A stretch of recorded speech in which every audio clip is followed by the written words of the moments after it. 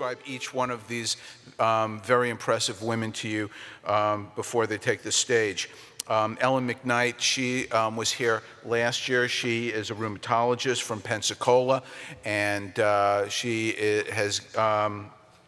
gave an incredible talk last year, which if you can get to the archives from Docs for Patient Care, which are available to everybody for free.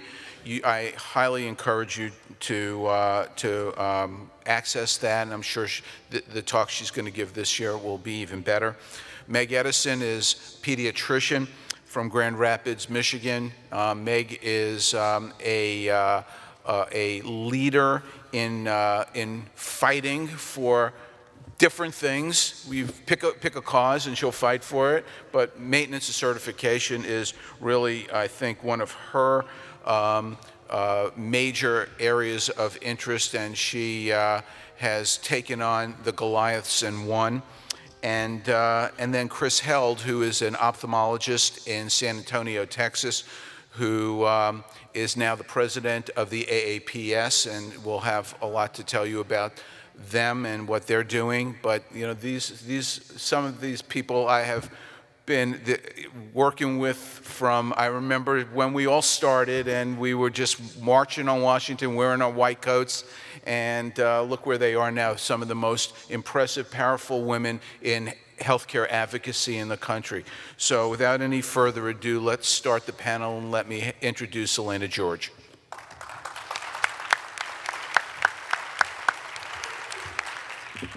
Thank you, Hal. Thank you to all of the founders, the board directors of Doctors of Patient Care for having me come, and thank you to all the guests who actually are leaders and part of a movement.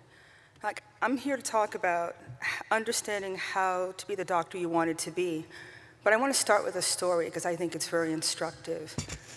I saw a patient a couple of weeks ago who during the history told me that she was end-stage renal failure and on dialysis. And it turned out that she was a hypertensive who couldn't afford her medication, and one of the side effects, or the outcome of it, was to end up on dialysis.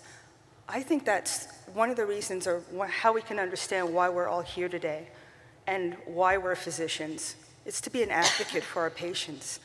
And I really feel bad for the doctors who had to take care of her in this healthcare system where they couldn't advocate for her, where they couldn't get the medication that she actually needed, and it affected her entire life. So when you're sitting here and you've taken time out of your practice, you're part of us. We're part of the movement. It's us that's going to make the difference. It's not going to be Washington. It's not going to be our Congress people. It's going to be us, because we're on the front line. And one of the things I think people need to realize is that we have a tremendous amount of power, and we've ceded it to insurance companies, to hospitals, to people who don't have the best interests of our patients in mind. We do. And as long as we are polite and kind, sometimes fearful, then they're going to win. And that's one of the reasons that we're all sitting here on this dais, is because we decided we didn't want to play that game, because it was important to us. We were put on this earth for a reason, and that reason is to take care of our patients. I am so blessed that I'm able to get up in the morning and see patients and know that I'm doing what I was put on this earth to do. I enjoy what I do. I love what I do. And I have no interest in a third party, some outside player telling me my worth. And that's the first thing I think people need to really understand. You have to look inside yourself and figure out that you're worthy. I actually had to do it myself. I told the story about being in Florida years ago and having to make a decision about whether I wanted to still be in practice or whether I was going to fight. And a lot of tears, a lot of soul searching, and I finally made that decision, and I've never looked back. And you know, we're sitting here as leaders, but we started where you are. And it grows when you decide that you're worthy, that you're not going to take what they tell you you're supposed to take, that you're not worth, or your patient isn't worth being an advocate for. When you make the decision of I'm not going to play the game, it becomes actually very easy. You're not going to take certain insurances because they inhibit you from taking care of your patient. Maybe you don't want to add extenders to your practice because you want to be the front line of care. Maybe you want to disengage from the hospitals because you're tired of being a pawn in their game, and you're not interested in running afoul of them and ending up in sham peer review. All of these things that we put up with because our hearts are in the right place.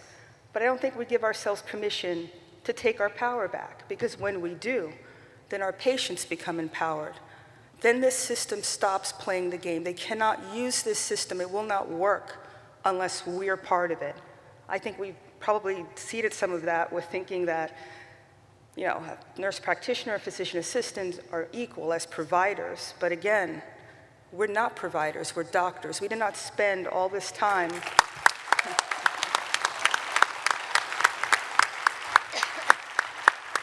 give yourself a round of applause. How many sleepless nights? How many nights on call? How many vacations missed? How much time with your family have you missed in order to take care of your patients? And somebody from on high, well, although they think they are, is going to come into the exam room and tell you, you need to do it differently. You need to be a data management resource. You know, all these things they're making us do. Just don't do it, you know? Stop.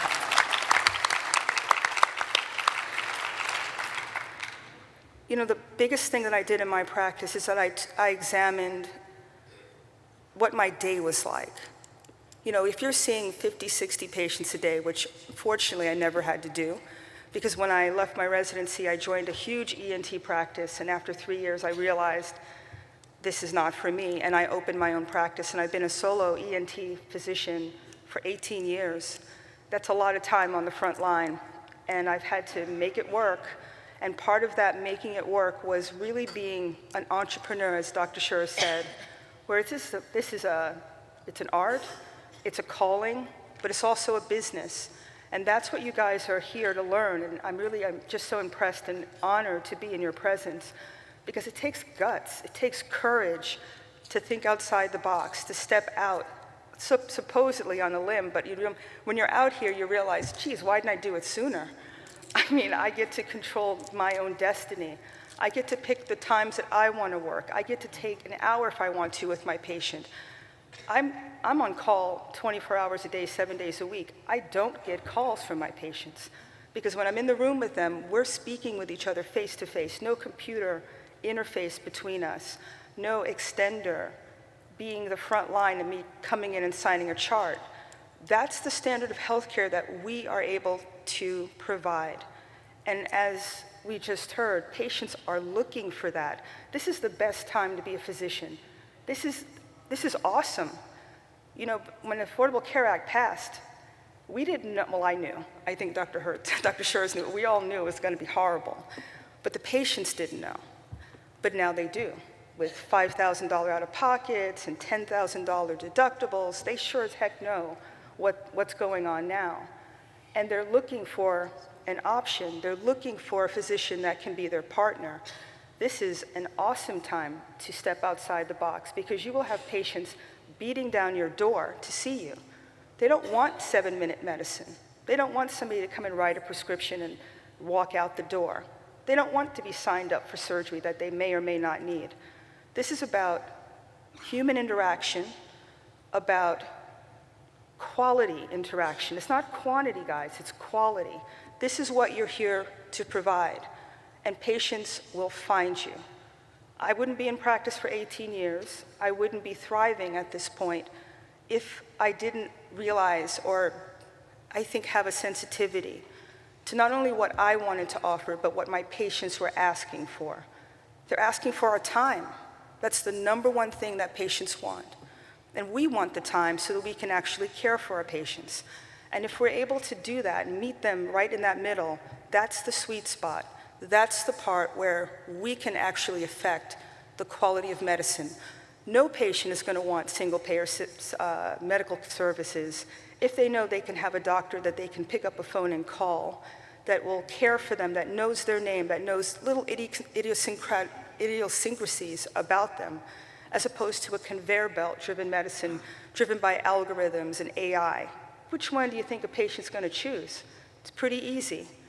And when we tip that balance, where as physicians we stop saying, okay, we'll do it, we'll do more, we'll work harder, we'll try to make, we need to stop that.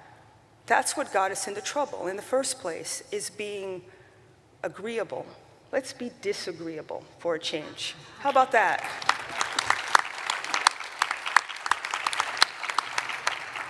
Being disagreeable means that you have energy, that you feel good about yourself. I mean, our profession is under siege. We all know that. We've heard the stories of our profession being the #1 with suicide rate. That's outrageous. Somebody who's empathetic, who cares, who gives 24/7, thinking that they're not worthy and they're going to hurt themselves. I mean, think about how sick that is, really. We cannot care for our patients unless we care for ourselves. And one of the things I think, at least that drives me, and I'm sure I'm speaking to, if not all of you, a majority, providing care in a way that's taking care of the patient is what we'd actually went to medical school, spent all our time doing. It's about health care, but the patient's health and our health. So, I mean, I don't have a lot more to say except I want to thank you for being here. I want to thank you for taking your time. We're resources for you. We're on the front line, but you're right there with us. All you have to do is take that step out on faith, and you will not look back. You'll wake up in the morning like you did when you were hopeful about being a physician and say, I'm going to get up and I'm going to do something good today. I'm going to make a difference for my patient. I'm going to add something positive to this healthcare debate. Lord knows we're needed. And we have all these people telling us how we should be, what healthcare should be. It's time we stood up and said, enough. We're not listening to you. And as physicians, we get to determine our worth, our future of our profession, and exactly how we think healthcare should be delivered. And with that, I want to end, and I look forward to taking any questions. And again, it's a pleasure to be with you.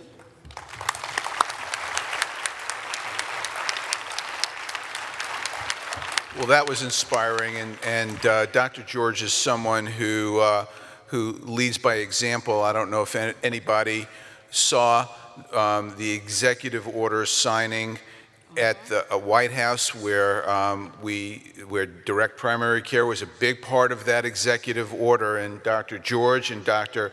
Lee Gross were up there, and that's what this organization is all about, being able to influence people to be able to see the things that are important to everyone in this room, and that's why it's so important to really be behind this organization and really and step up and become a leader, like Dr. George and like all these other women on this panel who you'll hear from. And next we'll hear from Ellen McKnight, and looking forward to her talk, which is going to be on empowering physicians to change leaders. Ellen.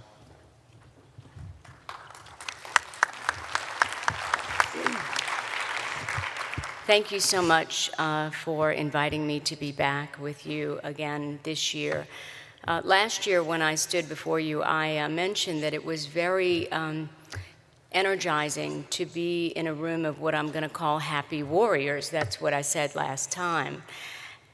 When I was at this meeting last year, I was infused with an energy that literally carried me all year. This is a meeting of physicians who are dedicated to reclaiming medicine, and it's so inspiring to be amongst all of you. I would also like to thank Dr. Lee Gross and the boards of the Physicians Foundation, Doctors for Patient Care, and the DPC Action for, again, inviting me to be with you. William Shakespeare said, "This above all, to thine own self be true." If Shakespeare were to write a play about the demise of the great and noble profession of medicine, would he compose a tragedy or a comedy? As I have thought about this question, I have decided it could go either way. Shakespearean plays often feature characters disguising themselves as something they are not, usually in the form of hidden or mistaken identities. In Shakespeare's Romeo and Juliet, the star-crossed lovers are in disguise as they first meet at a grand masquerade party. Throughout the play, they are never permitted to be transparent about who they truly are, and their relationship must remain a secret. They are conflicted between loyalty to family and love of each other. The consequences, though, of this continued secrecy is their ultimate tragic demise. The art of the masquerade is center stage in medicine today.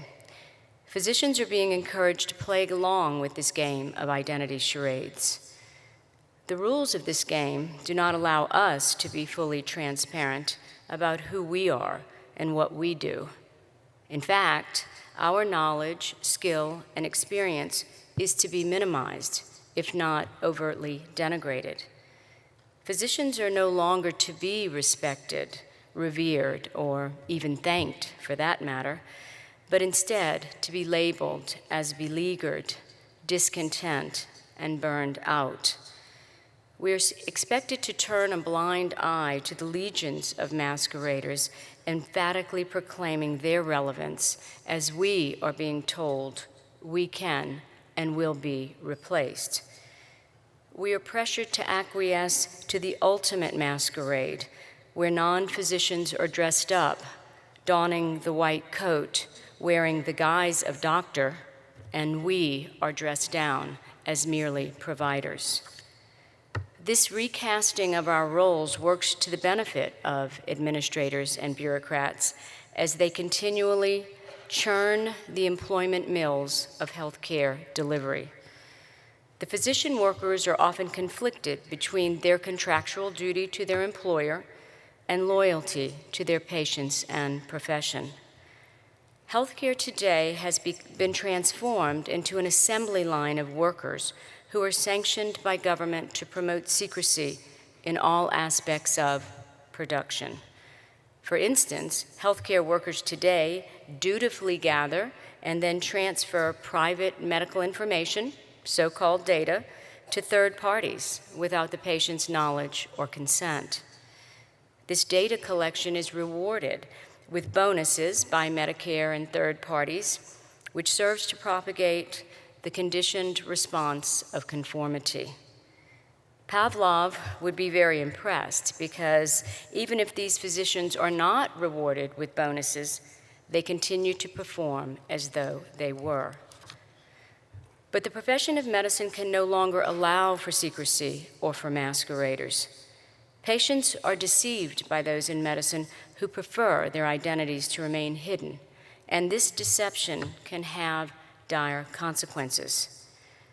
There are many elaborately adorned actors in medicine today wearing the mask of patient, protector, and advocate.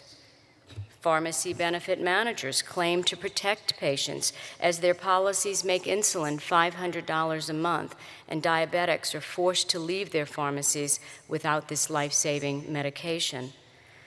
Politicians and bureaucrats devise and then pass laws that make the delivery of care much more expensive, non-transparent, and more difficult to access, as they claim their goal is to protect patients.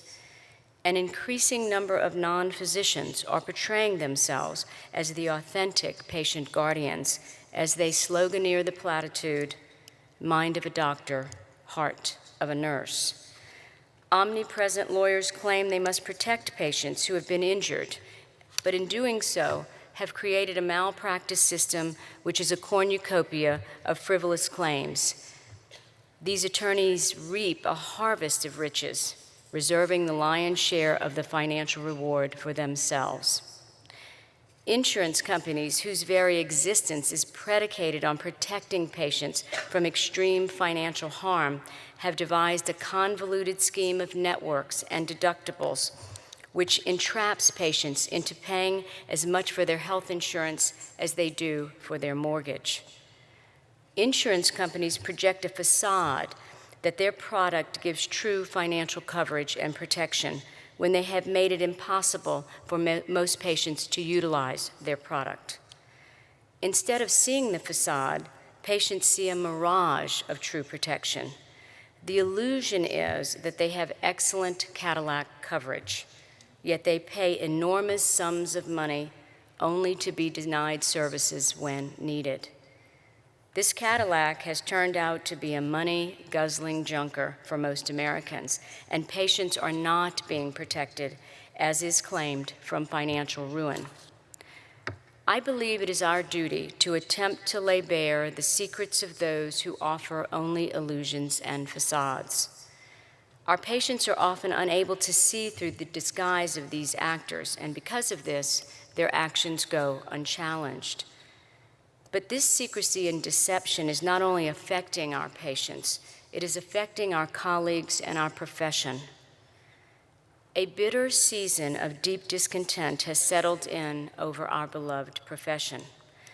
This discontentment is being termed burnout, although Shakespeare may have described it as the winter of our discontent. I would like us to consider that burnout may be more of a season in medicine. These dreary conditions besetting our profession can change, like winter becoming spring. Burnout was not prevalent when my father and father-in-law were practicing, although they worked extremely hard. However, they were in control of their own professional fate. The profession of medicine, like all professions, have a subset within their ranks who suffer from major depression and other mental illness. If we examined everyone employed in what I'm going to call the medical administrative state, including hospital administrators, health IT executives, health insurance CEOs, and CMS bureaucrats, they too would have a subset of individuals who are depressed, have anxiety, and are dissatisfied with their job situation. So physicians are not unique in that some of us have also experienced these more serious problems. In his presentation, Broken Doctors, Broken Systems, Dr. Eric Levy points out that physician burnout appears to be more of a psychological phase, usually related to workplace stress, thereby having the potential to be modified, changed, and ultimately rectified. It is not a DSM-5 mental illness diagnosis, and we must not allow others, inside or outside of the House of Medicine, to conflate it as such. As we have all witnessed, physicians often put their own needs, patients' needs, before their own. Even those doctors who are suffering personal and professional angst exhibit a diligence in assuring that the care of the patient does not suffer, even if they are. But if physicians do not put forth a serious effort to heal ourselves, I worry about what may happen. I have concerns about the increased medical legal implications of burnout. I worry that the masqueraders in medicine may use this against us by implying that fault is not with them.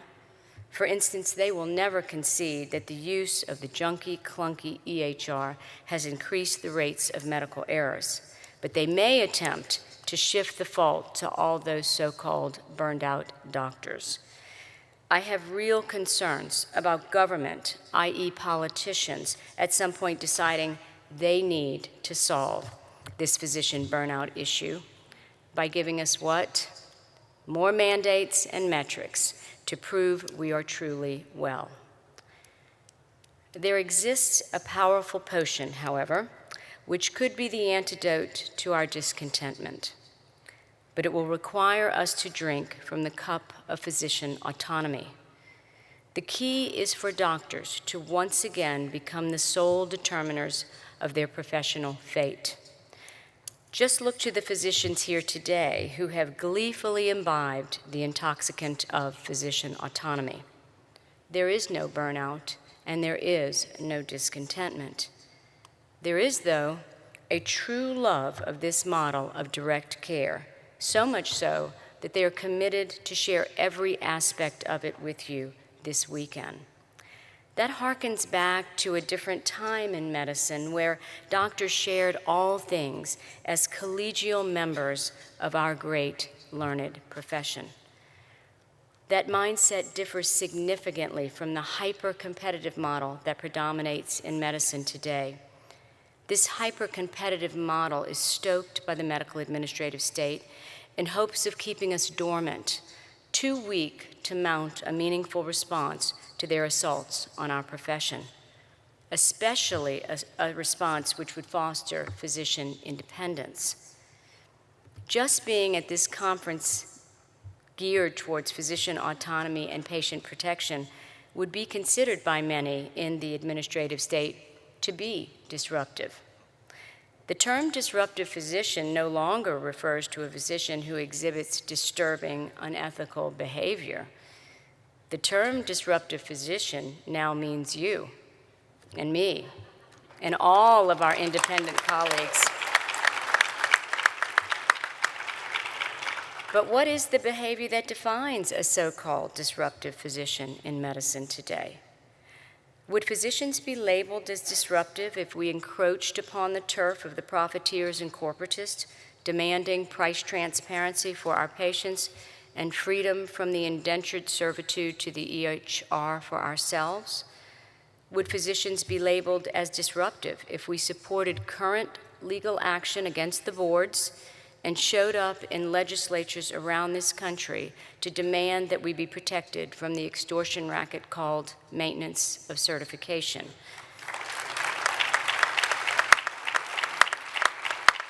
Would physicians be disruptive if we decided medicine is worth saving and stood against the things which denigrate our profession?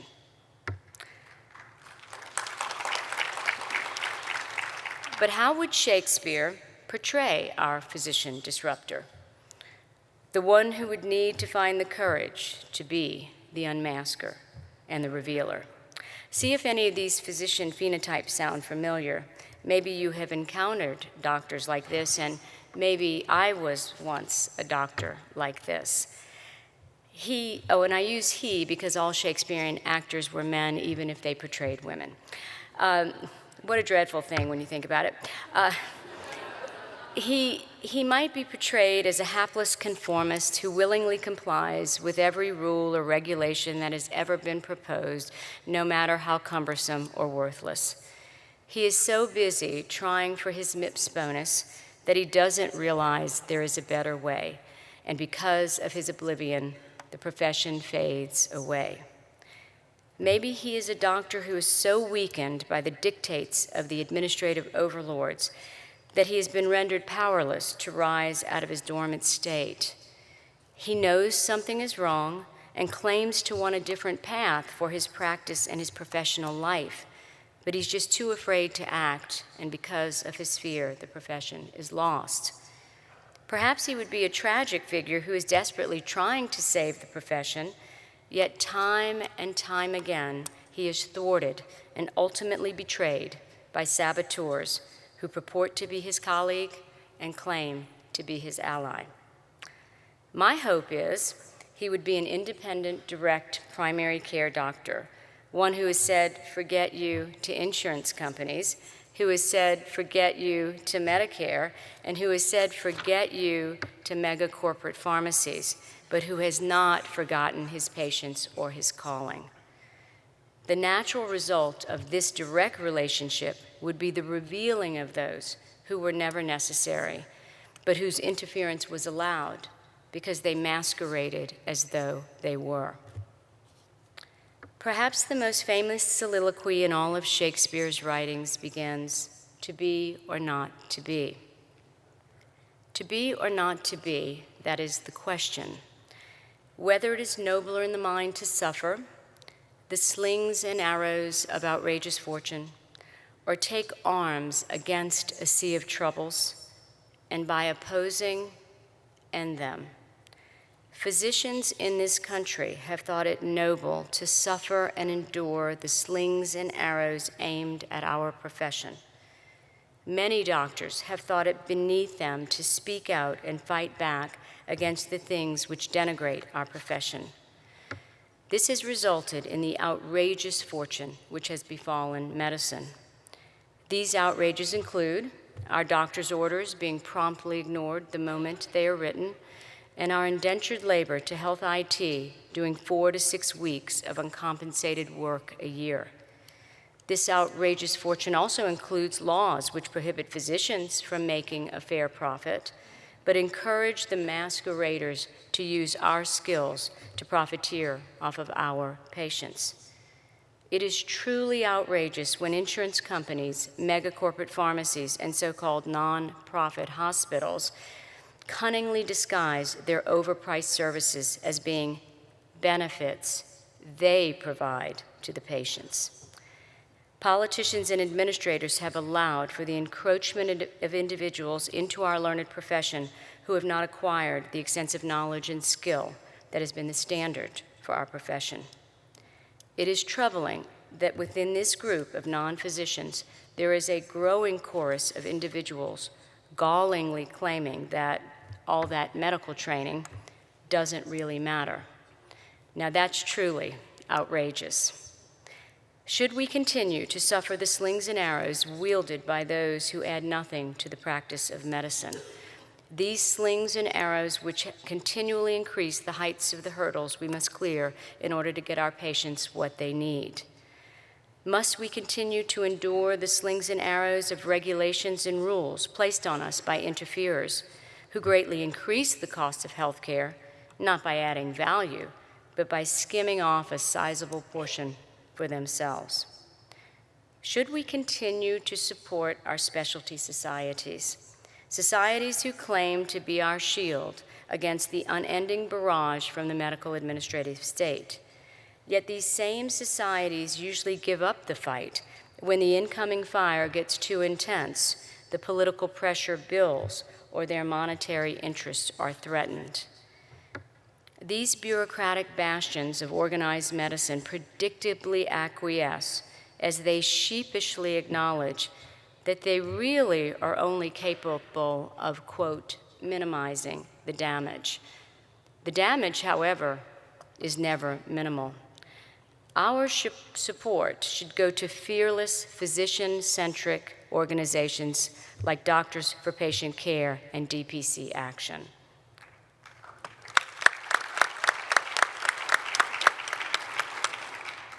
Or should we take arms against a sea of troubles?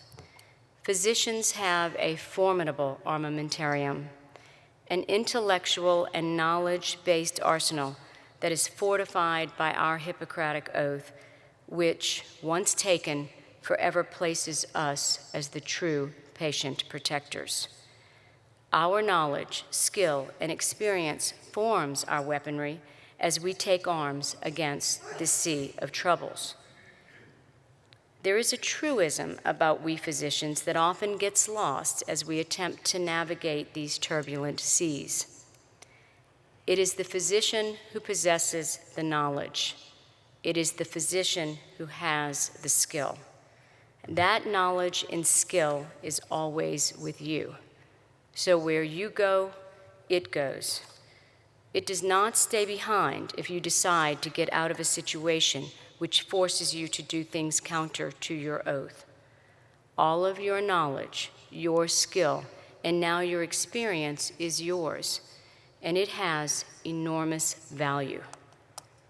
There is immense power in knowing that nothing in medicine can be done without us, and it is our knowledge and skill and training that makes that so. And by opposing, end them. Can we end these things by opposing them? If we begin to say the simple but very powerful word no, would that end the slings and arrows? If we said we're physicians and we don't do it that way to the outlandish regulations and perverse incentives of Medicare and insurance companies, would that change our outrageous fortune? If we commit to boldly promote the knowledge and skills of MDs and DOs, not to denigrate, but to educate? Would we end the masquerade party? If we rose out of our dormant state to become defenders of the profession, would we project our real strength to all of those who dare to masquerade and interfere? Yes, I believe we would. But as individual doctors, above all, we must be true to ourselves. The Greek philosopher Heraclitus wrote, "We learn about ourselves taking one footstep at a time down a road of discovery. In searching for the truth, be ready for the unexpected." Our road of discovery must lead us to a place where physicians once again become the sole determiners of our professional fate, completely in charge of how our knowledge and skill will be used. And that can only be done by reclaiming our autonomy. Together, as a community, physicians must commit to stand in opposition to all that denigrates our profession. If we do what is right for the profession of medicine, everything else follows. Therefore, let us ask ourselves, to be or not to be, bold and unafraid, to be or not to be a defender of the profession, to be or not to be, that is the question. Thank you so much for having me. Really appreciate it. Thank you.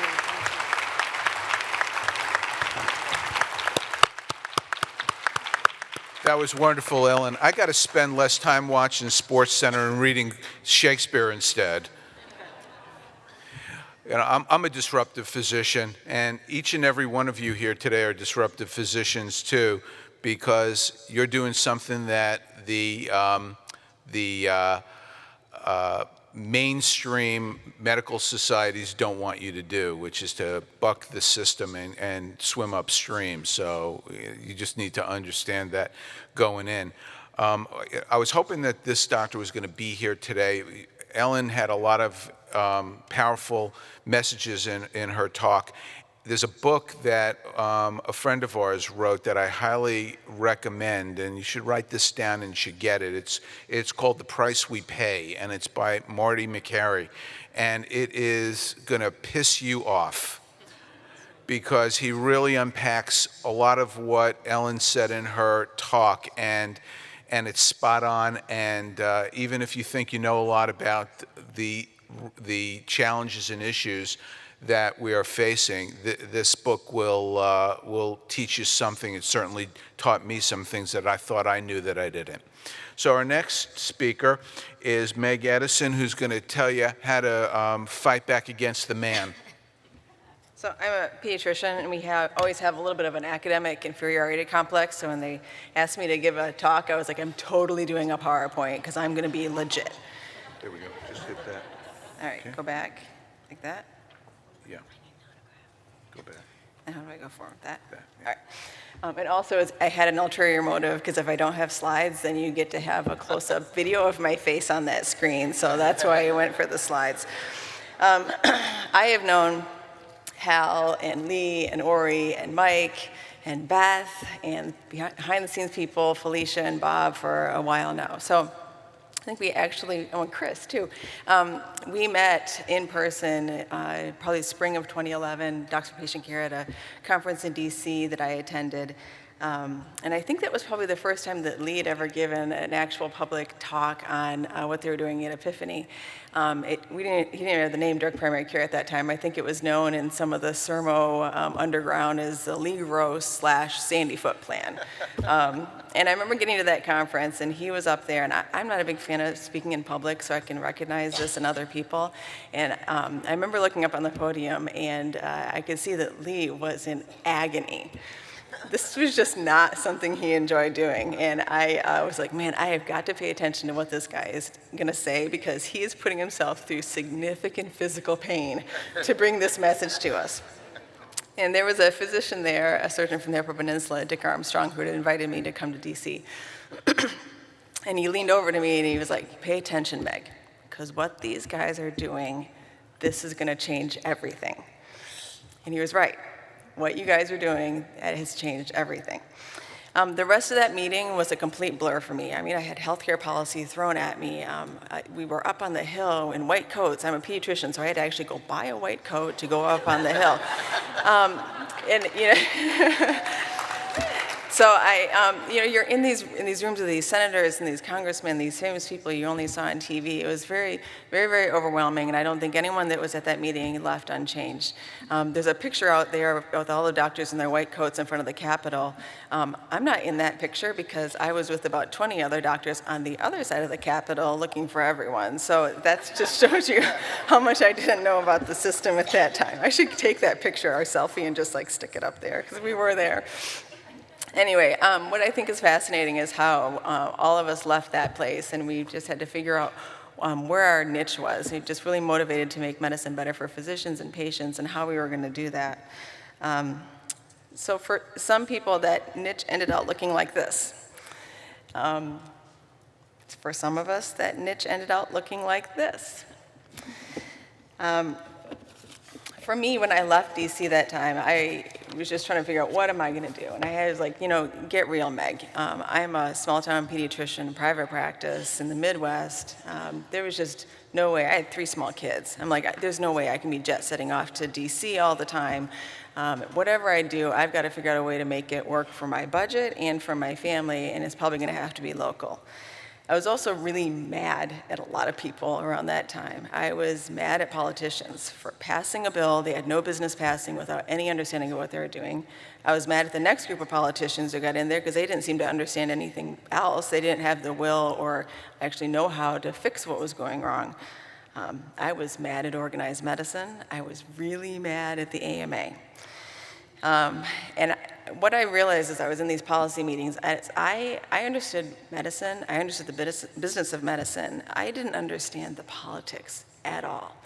I didn't understand any of the system, and I was really actually mad at myself for that happening, that I assumed that there was somebody that was kind of watching my back, and that ended up not being the case. And so I left there realizing I have got to figure this system out.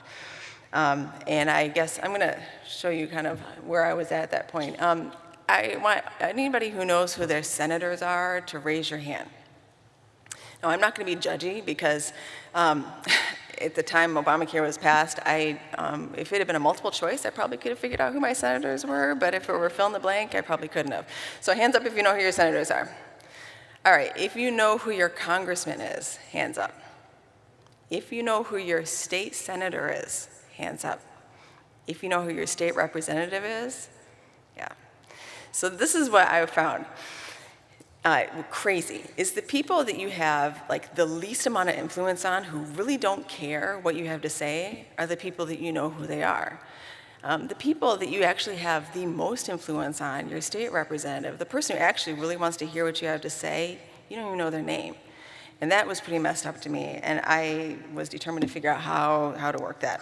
So I had a little crash course on state legislature, and I can't tell you how little I knew. So I just called up my state representative, had to figure out who it was, and when you call, you don't actually get your state representative, which I was really thankful for.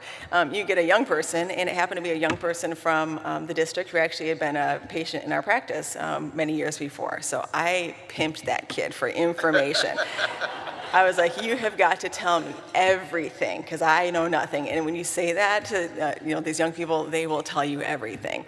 I didn't know there's full-time legislatures and part-time legislatures. And Michigan, unfortunately, Michigan, New York, Pennsylvania, and California, we are full-time legislature. That means they're always there causing mischief. You have to pay attention. I didn't know how long these people serve for. I didn't know what term limits were. They told me all this stuff. When they write these bills, they go to something called a health policy committee. Those are totally open for you to go to. There are ways for you to track the legislation that's coming in your state. You can sign up for little alerts. You can sign up for alerts when they come into the health policy committee. You can just go and testify if you want. You can write a letter, and they'll put it in the testimony. I mean, I knew none of this stuff. And they told me that there were physician lawmakers, and I was like, what? I had no idea why a physician would want to be a lawmaker. I still have no idea. It sounds like a miserable job. But I figured out who they were, and I contacted them, and I was like, I want to be a resource. I want to be involved in some way.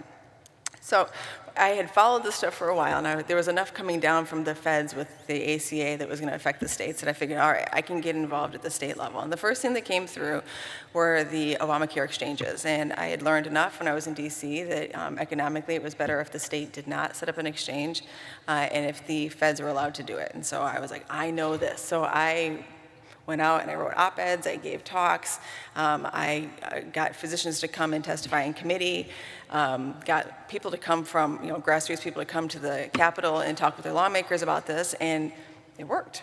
We ended up not setting up a state exchange. And I was like, wow, that was pretty cool. So the next thing that came up was Medicaid expansion in our state. And so I was like, all right, I'm gonna do the same thing. Write op-eds, I'm gonna go and talk to people. Actually, I got some doctors and we put together a conference where we had Ovik Roy from Forbes come in and talk about Medicaid expansion to a group of lawmakers and physicians. We had Seema Verma, before she was Seema Verma of CMS. She came to Michigan and talked about the Healthy Indiana Plan. And then we went to the Capitol and talked to our lawmakers. And I got out of about a 30-minute talk with my state representative on not expanding Medicaid in the state and just the fiscal issues with that. And I came out, and there were the chief lobbyist and the legislative director of my state medical society. And I was like, hey, Colin. I knew them because I had testified against them in a few committees. And I was like, what are you guys doing here? And they're like, hey, we're going to go talk to your representative about expanding Medicaid. And I was like, I just got done talking to them about not expanding Medicaid. What's going on here? And they just shrugged at me, and they're like, well, it's medical society policy.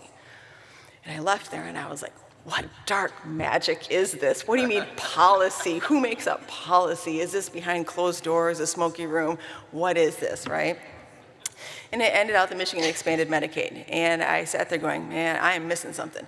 I can know all about the legislative process, but if I ignore my state medical society, I am going to fail. I am just one person, the medical society. Even if I say I feel like they don't represent me, in the eyes of the state lawmakers, they represent you. And so I realized I got to figure this out. So I talked to a bunch of doctors. I was like, should I get involved in organized medicine? And they're like, no, don't get involved. It's a waste of time. It's a good old boys club. Don't do it. And everyone said, don't do it. And that was when my community-acquired oppositional defiant disorder kicked in. And when you tell me no, you all know what that is, right?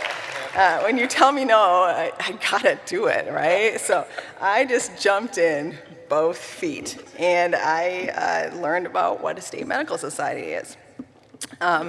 There are, many people don't probably know what this is, and so there are actually 50 unique state medical societies, and 40 of them have an annual House of Delegates meeting. And I learned that the policymaking process is not behind closed doors. It is the most democratic, open process I have ever seen. Basically, you write a policy resolution, they go and they debate it at the House of Delegates, they vote on it, and then it becomes policy. You write your resolution in the right way, and it can change the legislative priorities of your medical society. All of your state medical societies send delegates to the AMA. So if there's something that you want taken to the AMA, that's how you do it. I've actually had 4 resolutions taken to the AMA. One actually became policy on MOC, and they didn't even amend it. It's like my policy. You go to the AMA policy and MOC, that's my language right there. I mean, it's crazy. Whether they do anything with it, that's another story. But that's how this process works.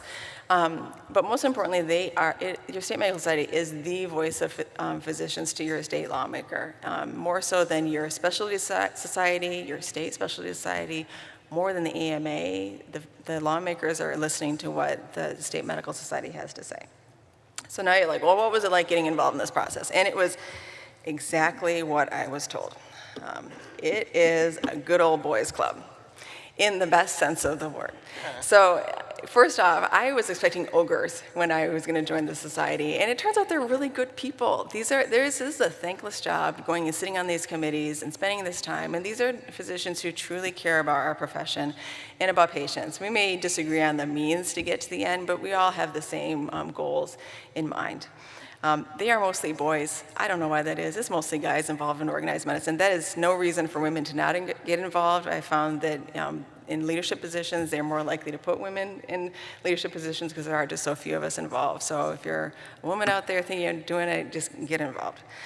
It's a club, but it's not an elite club. This is your club. These societies are designed for you. And they've been around a long time. So in Michigan, ours has been around 150 years. I think Florida, 150 years. Texas, I'm pretty sure yours has been around since before the discovery of germ theory, which furthers my belief that's why Texas exists, to make us all feel inferior, right? The point is, these are organizations that have been around for generations of physicians, have built these organizations to be there for you at this time. And in your state, there are no other organizations who are going to stand up for you. The hospitals aren't, the insurance companies aren't. It's going to be your state medical society. And this is a club that is for you, so don't feel like it's something you can't get involved in. This is for you. And me, I was a serious thorn in my medical society's side for a very long time before I got involved, and they welcomed me in. It wasn't like someone shut this lady up. It was like, how do we get her involved? So this is something for all of you. This society is old. There are mostly old people in there. I am 45. I've been doing this in the society for 6 years, and I am still the youngest person in the room.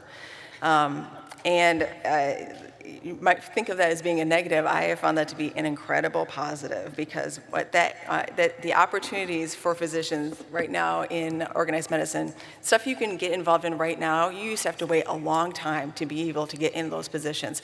My first year as a medical society member, I was a delegate to our House of Delegates.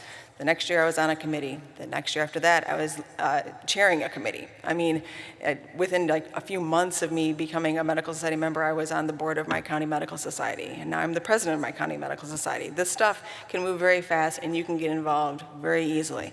For example, in Michigan, over half of our state delegate spots go totally unclaimed. So if you are in a county where there are no delegates who have decided to go, you can just say, I want to be a delegate, and you can go. 2/3 of our county medical societies are defunct, which means you can revive them. Belinda Mott in Michigan, she's actually reviving the Berry County Medical Society. You know, she just called up and said, I'd like to start the medical society, and they're like, awesome. And she's like, I'd like to be the president. So, there you go. I mean, it's amazing what you can do. So, yeah, so I've already approached many doctors here from Michigan that we've got to get you involved. You can just jump into those spots. So, let's go forward. All right, so when you know how the state legislative process works and you're involved in your state medical society and you bring those two things together, that is where the magic happens. And so in Michigan, the case study of what happened with our direct primary care legislation, it illustrates this so well. So at that same meeting, we had Seema Verma and Ovik Roy. Lee Gross was there giving another talk on direct primary care, and he was so polished by that point. He was awesome. He knew what he was doing. He was very comfortable in front of the audience.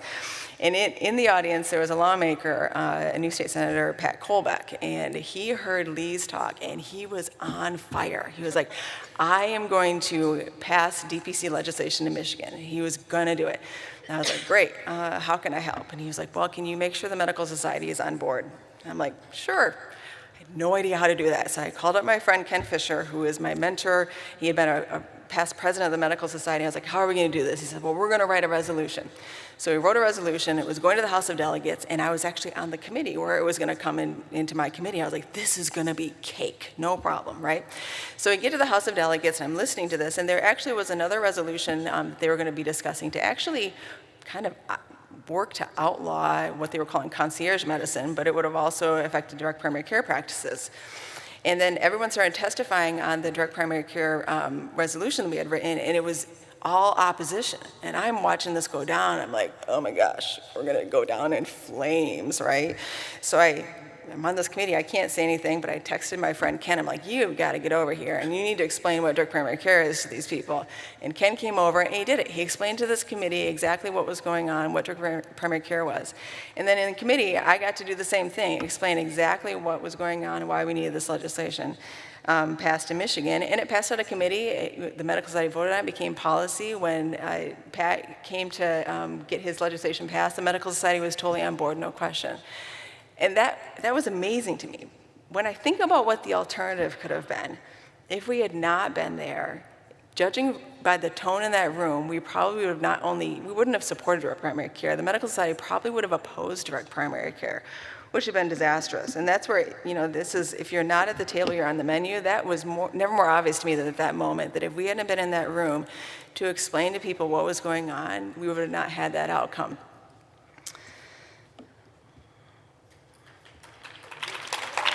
All right, I put this slide in every talk I give because I am on an anti-burping campaign, so you do not need to burp a baby. They are not going to explode. They have a hole at the top and a hole at the bottom, and the gas is going to get out. Okay, they have studied this in 2014. They had a cohort of burping babies and not burping babies, and they looked at colic and fussiness, and it is the exact same, whether you burp or don't burp your baby.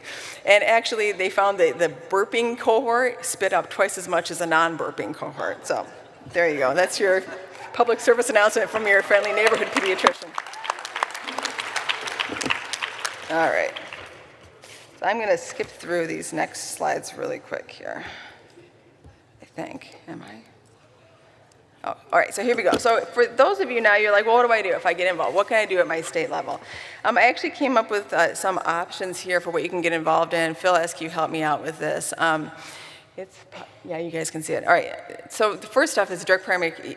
Where I would go if you're looking at this, the DPC Frontier website is amazing. You can go learn about all these issues. You can click on a state and see where your state stands on these issues. But the first one, obviously, is DPC is not insurance law. If your state hasn't passed something like that, you got to do it.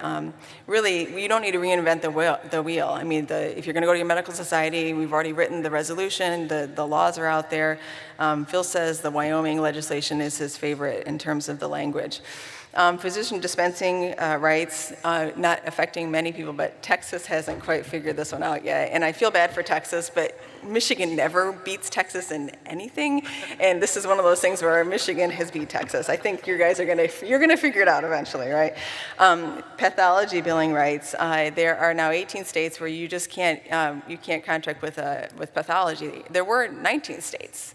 And so this means this can be changed, because in Kansas, they changed it to being illegal to not illegal, and that was done by Josh and Ryan. If you go to the language in the legislature, there is testimony from those two guys and their state medical society made it happen.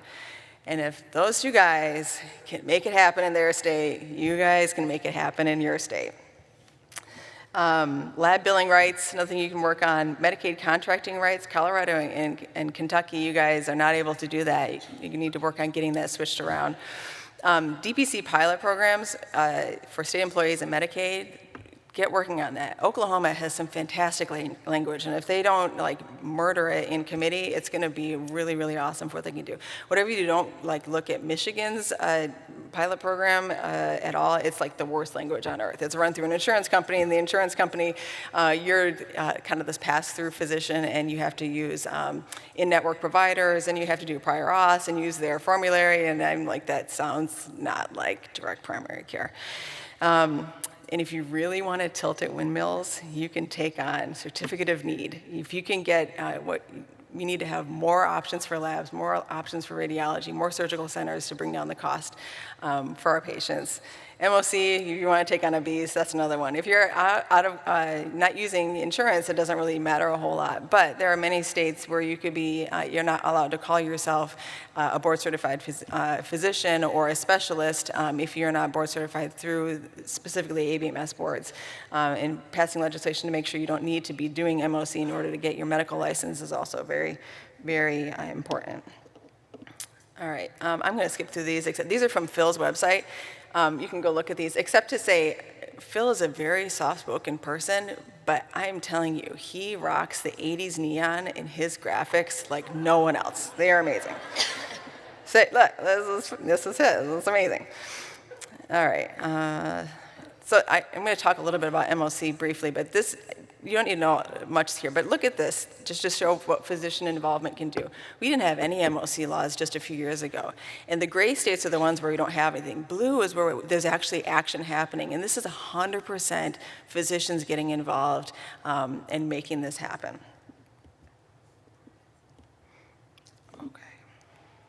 So I'm going to get back to this picture here. So this was me finding my niche.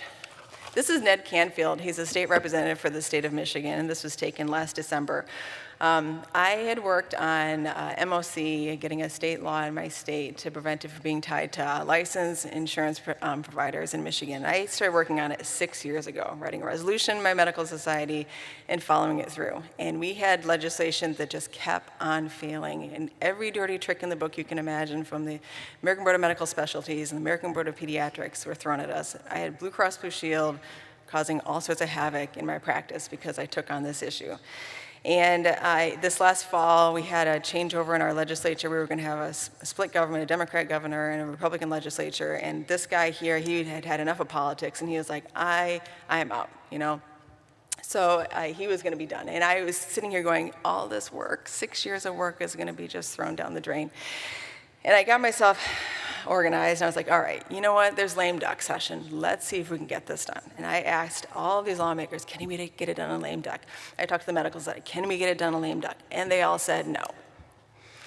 And when everyone tells me no, I'm like, we have got to do this.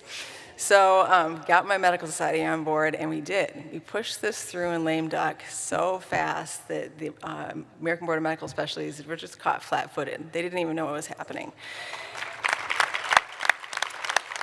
And so this is, it went to a committee, and in the committee hearing, it was the representative and I were up there just talking to the committee about it, and there were some representatives from the American Board of Medical Specialties and another board, and they were opposing it. And usually when they vote on things in a committee, they're going to go behind closed doors and vote. And the chair of the committee, and I'm telling you, to get it to that point, I cashed in all of my chips on everyone I had met over all those years. You know, if the kid that answered the phone was now the legislative director of someone else. I cashed them all in. I'm like, can we please get this passed?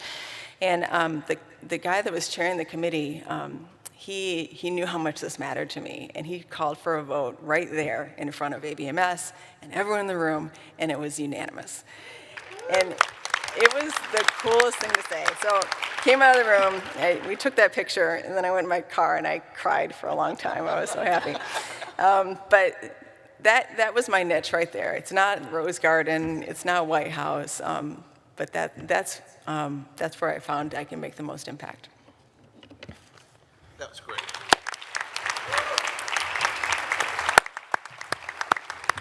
Meg is a rock star. You know, what she said is so true that, well, first of all, in Michigan, I think they all read Sun Tzu, which is keep your friends close, your enemies closer. They'd rather have her working in there than have her working outside so they could keep an eye on her. But you can all do the same thing. I mean, there are people in this room who've worked with their medical societies and their legislatures to get DPC, MOC, all the things that you heard Meg talk about. Lee Gross, Ori Hampel. I've done it in Georgia. This is not rocket science. It's just being a thorn in their side and a pain in the ass, and you can do it, and it's important. So I encourage everybody to take away from this that even one person can make a difference, because you really can. So finishing up our panel is Kris Held, who's going to talk about leadership again. Well, thank you for having me. I really, really appreciate being here among this amazing group of physicians, and particularly these women who have inspired me and kept me from being demoralized. And thank you all in so many ways and for so many things. But American Medicine 2020, lead it or lose it. And I'm going to just go through a lot of slides because I'm an ophthalmologist and very visual. If I was coming back again at a younger state, I think I would actually want to be a DPC, a true DPC primary care physician. Thanks, Dr. Gross, for having me and for speaking at our meeting. I really do appreciate it. I believe that we physicians have lost control of our profession, our patient safety, and our ability to freely practice patient-centered Hippocratic medicine in the United States. What we need is what we've got in here: bold leaders, humble servants, and champions of freedom. We're faced with growing individual debt, practice burdens, decreased reimbursement, national debt crisis, and a barrage of third-party interlopers, and a conflict of vision. Can physicians remain physicians? We must stand, and we can take it back. And it's happening in this room with this group and these people. And the struggle for the soul of healthcare really goes back to the time of Hippocrates and Plato. Plato urged that doctors refrain from curing the weak and infirm to improve society, whereas we, Hippocratic physicians, in his vein and down his line, felt the physicians worked on behalf of the patient, not the good of the state. And so in everything I do, I ask myself, who do I serve? The patient or the state? And in this day and age, you have to ask yourself, who do you serve? Your employer, private equity, the hospital? The doctor's doctor, the most influential Hippocratic physician, was Sir William Osler, M.D., and he passed 100 years ago, and hopefully his tradition won't.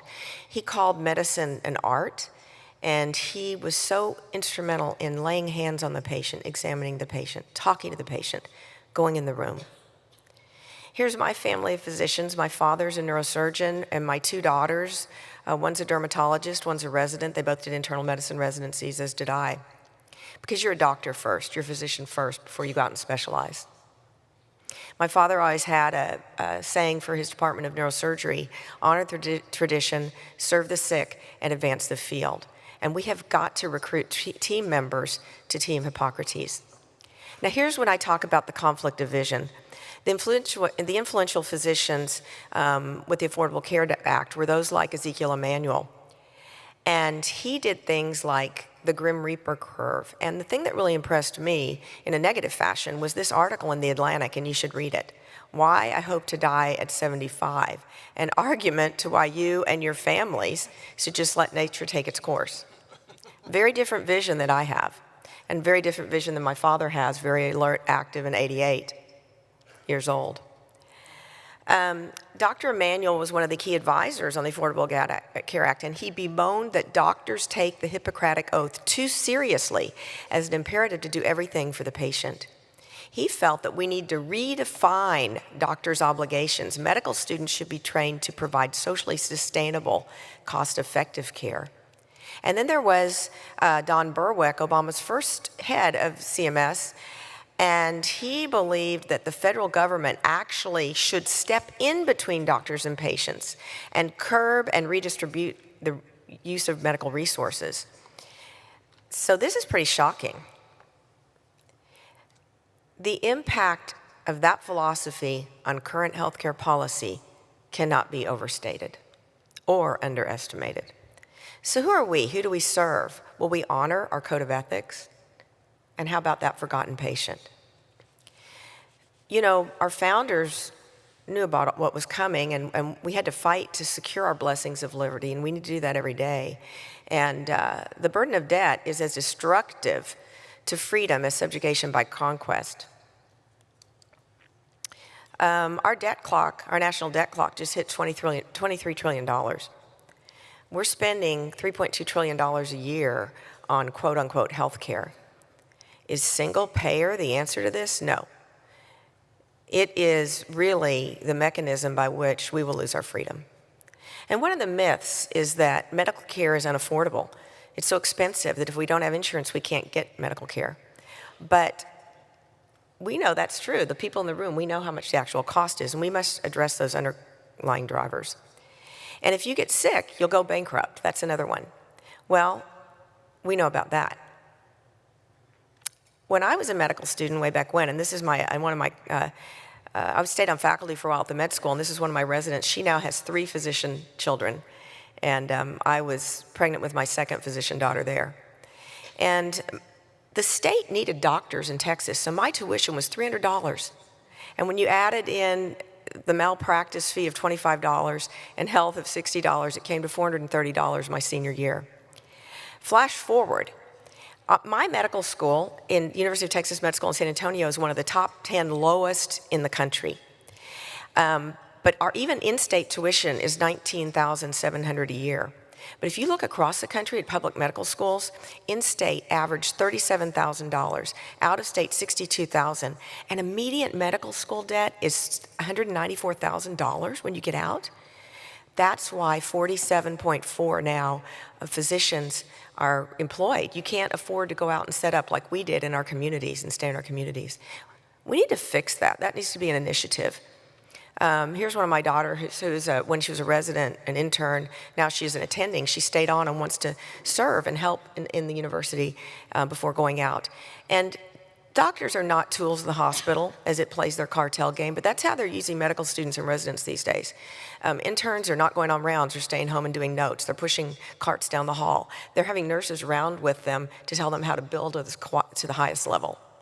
Is that part of what we want to be teaching our medical students? And how about some of the things that Dr. Schurz talked about? I loved Marty Macary's book, and he talks about several of the problems with the billing games in medicine: price gouging, the markup discount game, predatory billing. So here's an example of a hospital, of a bill. My surgery center that I use, the bill to the patient will state $14,000 for cataract surgery. I negotiated $1,200. Medicare this year will pay $977 for an ambulatory setting, over $1,000 for an inpatient. You know, what's going on with that delta of $13,000? A lot of shenanigans, and we need to fix that. We need to address that, we need to point it out, and we need to fix it. Physicians' reimbursement. Medicare now will pay in 2020 an ophthalmologist doing very, very sophisticated, complicated surgery that carries huge risk. Huge risk. If I blind someone, you talk about medical legal risks, $557. Back in 1996, you received $1,000, and if you do the inflation adjustment, we're getting paid about 1/3 of what we were then, or they are. I've opted out. Here's a patient who sent me his bill. He had a retinal detachment and got a bill from the hospital for $100,000. I sat with my colleagues. This could be done with $5,000. And if you look on here, you'll see funny things like him getting charged for betadine at $1,500 when you can get it for $12. He also was charged, there's errors, $28 hours worth of anesthesia. I don't think so. So you gotta look at your bills. So here's this book. I implore you to read this book. I'm telling you, it will arm you with information that you need to know. We have got to restore trust, the patient-physician relationship, the Hippocratic Oath. We need transparency, competition. We need innovators and disruptors and visionaries like in this room. We need free market medicine. We need to be bold, and we have to expose these games that I mentioned.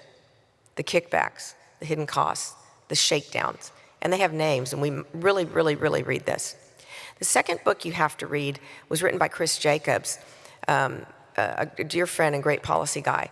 And he has analyzed the case against single payer, reading the two bills, Bernie Sanders' bill and the other one in the House. And really, we know this. Medicare for All is a mammoth redistribution scheme. It'll cost $32 trillion in a decade, really double what we're spending each year. People will lose their jobs. People will lose their retirement.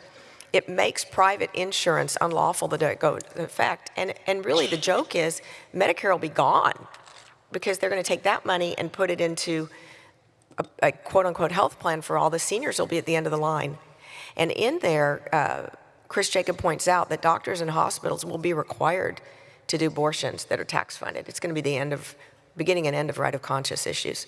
So what do we need to do? We need to starve and extract all of these middlemen and all these perverse middle business models and stop feeding the beast. And there are many of them. Look at what we could do. If we got that bloated healthcare system down to what we could do, and I gave our guy a new tattoo there because D4PC has just been great and has done so much. If we had pre-tax direct pay, low-cost, high-deductible plans and catastrophic insurance, I think we'd be cruising along way better.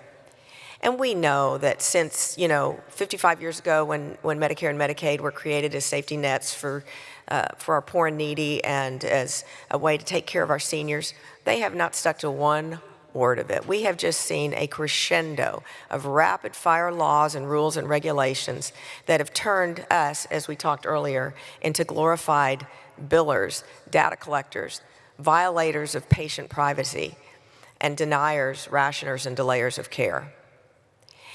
You know, 2015, when they came out, I was in DC, and I was in a back room. I remember Marcy Zwelling coming out of a room in Pete Sessions' office crying when they said, we're going to do ICD-10. And I said, well, that's it, because I cannot implement and comply with insanity. And I cried the first time in my medical career, and I said, I'm done. I will not do it. I'm walking away. Then to come to find out that they had, Mike Burgess, a Texas representative who's a physician, walked out of the room, and I found out about something called MACRA. And I realized it was all about the coins, not the care, the dollars and cents, not the common sense.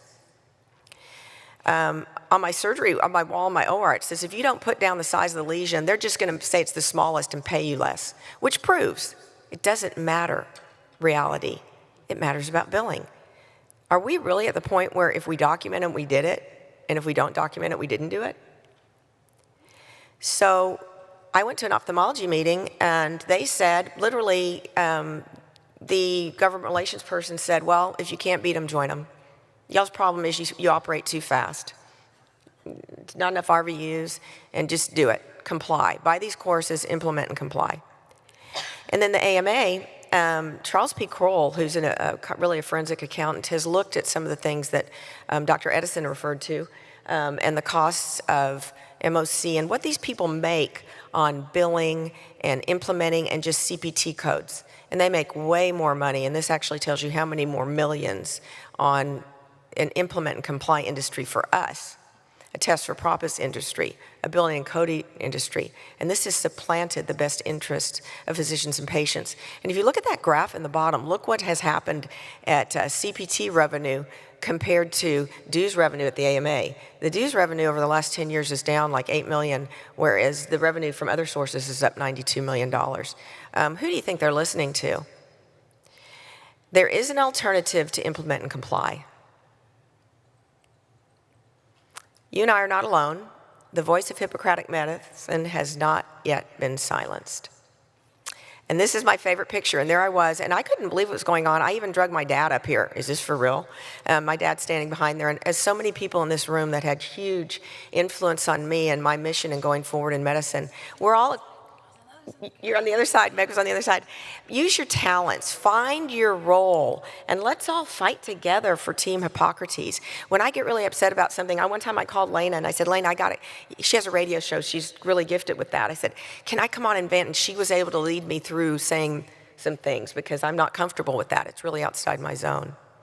One thing that AAPS helped me with is a really great way how to opt out of medicine, because it's the Association of American Physicians and Surgeons, and yes, ophthalmology has a lot of primary care components. I have 4 generations of patients, but I'm also a surgical specialist dealing with Medicare patients, and I wanted out of Medicare, and I was able to do that. So October 1st, 2015 was my medical independence day, and I've never looked back. I really think if I had not opted out, I would not be practicing medicine. I completely severed my ties with all third party, 100%, including Medicare. Every practice is unique, as I am uniquely different from this microscope rep here. But you've got to be creative and be bold. Don't be oppressed, be empowered. And we, and everyone in this room, is positioned to help the patients in life-changing ways. Because like we said, they peddle what we provide, and they don't have it. We hold the power. And people say, well, you were able to do this because you live up in the north side or something and you see celebrities. I do see some, but guess what? I'm the person who sees the underinsured, the uninsured, the cab drivers, the people that have no money, the people that are 60 and can't afford premiums or the Affordable Care Act. They come to me. And we must keep this lane of freedom open. I'm lower, my prices are lower than everyone else I know. Huge, huge person in this alternate lane of freedom was Dr. Keith Smith, who I love. And like people in this room, he said, come on, Kris, come up here. I said, you don't know me. I need to know what you're doing, and I want to copy you. He said, come on up. Here's what I'm doing. You can copy me. So unselfish and so brilliant. And then we know what happened with MACRA. Even though I had opted out, I said, it is my duty to read these laws and these rules. So I read the laws and the rules, and it is basically a Trojan horse for the government takeover of medicine. So like Meg and Elaina and Ellen have said, we've got to read and we've got to write. We've got to do op-eds. MACRA to me and the MIPS, the merit-based incentive payment system, is really like China's social scoring system. Government wants to score us as doctors and penalize us or drive our behavior. Is this bribery, coercion? They also want to do social engineering and really score our patients. So in one of the new laws, they're going to pay patients or rules. If you do things, you get a bonus. Remember the carrot and the stick? What's happened to us with PQRS and all that? And then the composite performance score. Really grading physicians on a score of 0 to 100 for things that don't mean anything. I wrote a piece called the Scarlet Zero, and I proudly wear it because clearly I have a 0. I've opted out of everything.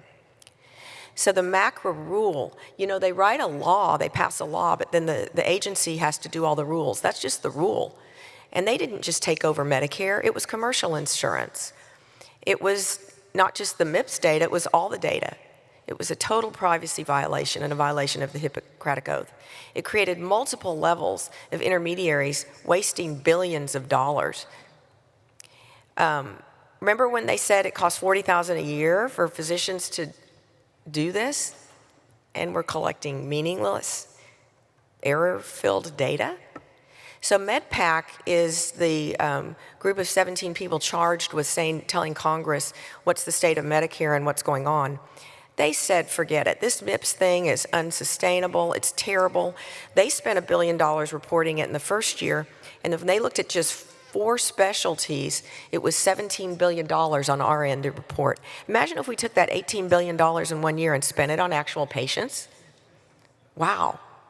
And then what did they do in MIPS? They changed us.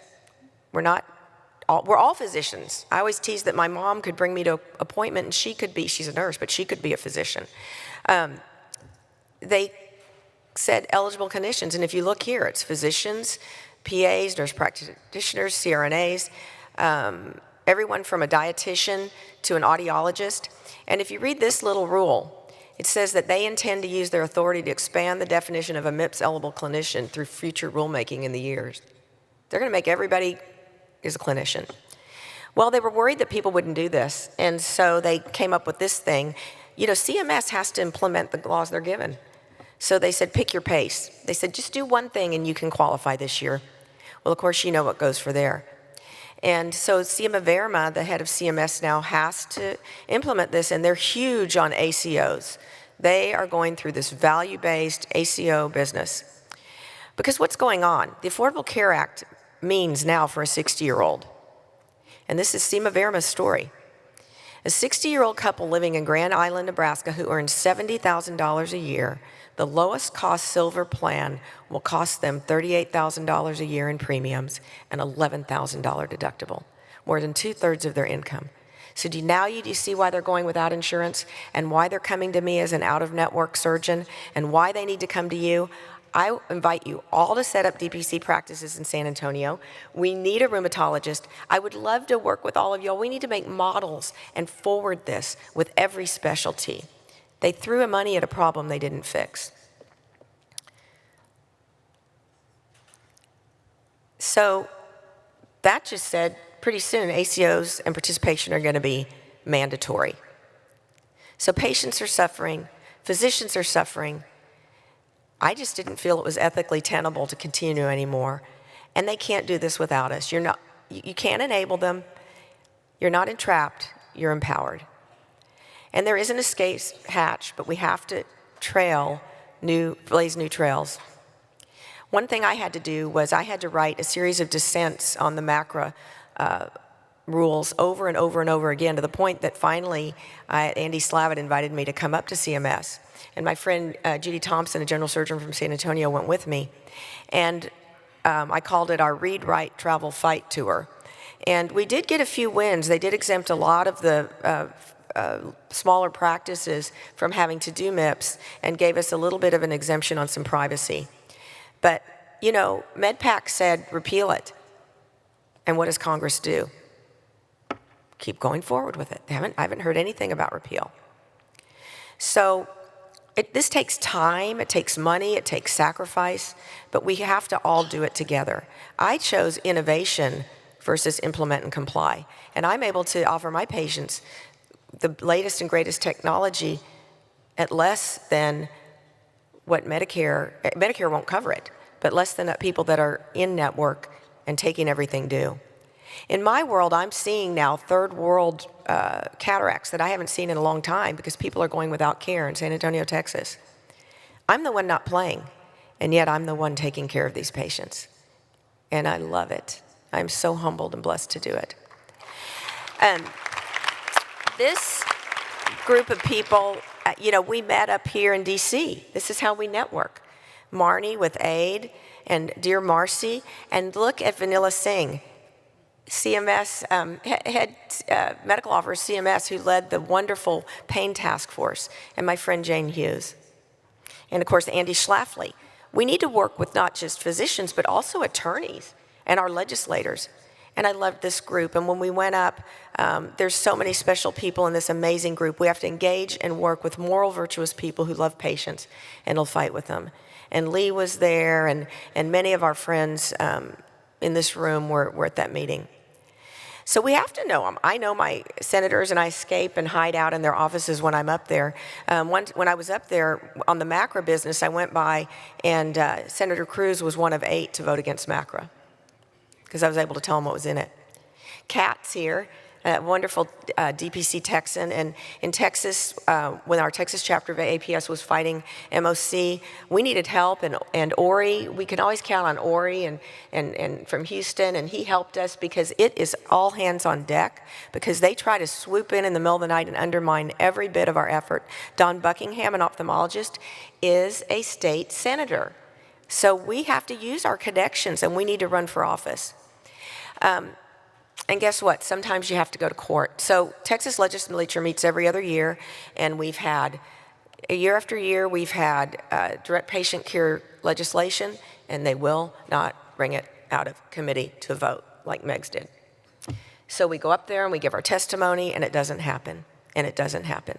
And it's very political, and so right now, fortunately, Institute for Justice has taken on our case. Dr. Michael Garrett, an amazing direct patient care doctor in Austin, and I are actually suing the state of Texas, Texas Pharmacy Board and Medical Board. Texas needs in-office dispense, like 45 other states. And I would really appreciate your support on this. This is how we keep our lane of freedom open. That's how patients can come to our office and we can take care of them. And we have really interesting information. If you take the 29 million residents of Texas, the 65,000 doctors, the pharmacy says, well, you can prescribe, you're a doctor, but not within 15, you can dispense, not within 15 miles of a pharmacy. Well, if you circle all the pharmacies, 8 doctors can do it. So you can look at Institute for Justice. Please check out the case and please support us. And I really have to thank Josh M.D.ber at M.D. and Phil Eskew with DPC Frontier and the great work. I'm telling you, Reagan said in '85, we're all going to have to pitch in together, but if we refuse, if we go back to the old pattern of business as usual, then let there be no mistake. Business as usual will eventually destroy our prosperity and all the blessings it has given us. And these bold leaders, humble servants and champions of freedom, and innovators and disruptors in this room, and our friends, are there in Texas for me. I mean, they come down, they don't have to, and thank you. This is my state senator, Donna Campbell, who's an ophthalmologist and ER physician, and we're working together, and she called me, and if we can't win this lawsuit, she's going to take the bill back again. And even though TMA had supported a bill with a physician representative and such, we didn't get it through. We need to go from this, government-centered, to this. And this is something that I drew up with my national congressman and his health policy assistant, who I had come to our AAPS meeting because I know her well and I want to know her. And we need to put the patient at the center. And it's as simple as this, sitting down with all the things we know and understand and do it. So when I go to DC and when I'm here, I go see my congressman, Chip Roy, Texas 21, and he actually wrote the Healthcare Freedom Act of 2019. I want you all to look at this, HR 3594. He gets it about DPC. He creates health freedom accounts, and you can use them to buy catastrophic coverage. You can use it to buy premiums, and DPC is not insurance, not like this other stuff that Kim Corbett and everybody's fighting and Kat's fighting. This is the way it should be. So I've got some things in there, but it has 10 co-sponsors. Where's yours? You need to call, meet in person, write, educate, and ask yours why not.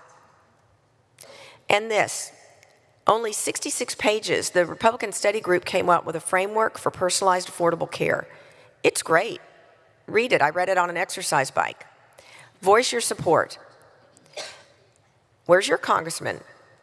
Where was Mike Burgess? Why didn't he sign this? And voice concerns. You know, one thing at AAPS, we read the laws, and we are not happy with what happened with HR 3708, so we write letters. We'll support anyone in this group that we can. It's important to dissent and voice concern. So score, win, don't give in. Let's keep each other up. Let's not get demoralized. Let's empower the states. Let's repeal individual employer mandates. Let's make all healthcare expenses, especially payments for health sharing ministries and DPC and health sharing freedom accounts and all sorts of things, tax exempt for everyone. Let's expand DPC. Let's allow physician ownership of hospitals and surgery centers again. Let's allow physician and in-office dispense so that when my uninsured patient comes in, they can leave with their medication for $5. So we want to promote innovation. We want to primary and replace politicians who do not support personalized care or support Medicare for all. So while I can't endorse politicians, I can go up and to Dallas, which I'm going to some town halls in a couple weeks, and tell how bad MACRA is and how bad MIPS is and how that person that sponsored that should maybe do a repeal bill, or maybe there's a better one. So just say no to all the other things we've talked about: MOC, national licensure, single payer, replacement by nurse practitioners, midwives, no to prior auth, quantity limits. We can get rid of it and stay vigilant. This was a couple weekends ago at the ranch. Little things sneak up on you with even more venomous. Remember the Alamo. Even though we lost there, it was our battle cry. Defend our patients, profession, liberty, and country. If you're not under fire, you're not in the fight. Let's stay bold and strong and inspired. Let's tackle bad law. Let's tackle medical education and the societies and the boards. Let's fight for our rights, ethics, autonomy, the word I keep hearing. Fight for our patients, the patient-physician relationship, and against the racketeering. Let's deflate that big-bellied balloon. And we have to do lawsuits when necessary. It's uncomfortable. I don't want to do it. I don't want to step out there, but we have to. So I invite you to my hometown. I'd love to see you at the Alamo for the AAPS meeting in San Antonio, especially if you have people that are other than primary care physicians. Here's my version of our Come and Take It flag. There is the Escalus and Escalapius, I can never say that right. And they're not going to take it from us, guys. And here's how you can contact me. Thank you so much for having me, and thanks for everything everybody does. Hook 'em horns. Yay, hook 'em. Are these women firebrands or what? Let's get another round of applause for this panel. So we have 15 minutes to take questions. There are 2 microphones set up, and I'm going to just lead this off, not with a question, but just with a statement. Information is so powerful, and I don't know where you all get your information from. I suppose that many of you were on some of the direct primary care sites, but you know, Docs for Patient Care website is very, very important, and you should go to that website. We do a weekly radio show called The Doctor's Lounge on americaswebradio.com, and you can listen to it, live podcast, or you can get one of the download podcasts on either iTunes or on the Facebook channel. You can watch it live. You can also get the downloads on the Docs for Patient Care site. But these women who you've heard so much about and it's been so inspiring write a lot. They are very prolific, and they just created a tremendous amount of information, a whole library worth of information that I encourage you to try to access. And I'm going to just go right down the line before we go to questions so that people can write down how you can follow all of these women on all of their social media platforms. And I'll start with Elaina. My radio show is called Medicine on Call, Living in the Solution, and you can get it on my website, drelainageorge.com, or iTunes, Stitcher, Spotify. It runs weekly live on Liberty Talk FM, and it's covering the full gamut from social issues, medicine, the politics of healthcare. We have guests like Dr. Gross, I need to get Dr. Scherz on, and people you've never heard of who need a platform. And it's been a labor of love, and I'd love for you guys to follow me. You can find me on Twitter at Meg Edison. Super original. Kris, you got a microphone right there. Oh, great. Okay. And her information Yeah, is right there. I've got my information up there. Yeah, so y'all can see. Okay.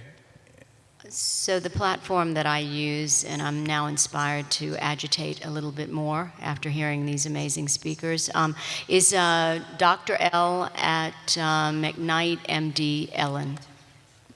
Thank you. So there's a question right there.